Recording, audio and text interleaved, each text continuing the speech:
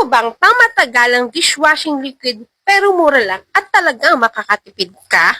Ito ang 66 DIY dishwashing liquid. Napakadali lang gawin ito. Paglagay ka lang ng tubig sa timba, depende sa sukat ng bibilin mong pack. Meron silang 2 liters, 3.7 liters, at 16 liters. Haluin mo lang ito, madidissolve ito as fast as 10 minutes. Hintayin lang mawala ang bula at tsaka mo na ito gamitin. Meron din silang 4 na variant, calamansi, antibac, unscented, at lemon. At ito na nga, hindi na ako nakapaghintay, ginamit ko na siya. At talagang nakakatanggal siya ng mga sebo at mga mantika sa mga Tupperware na talagang napakahirap tanggalin. Kahit sa pagbabanlaw, hindi na ako nahihirapan kasi talagang hindi na siya dumudulas. Kaya ano pang hinihintay nyo? Mag-check out na kayo, pang-business or pang-gamit sa bahay, sulit na to. Kaya mag-check out na kayo.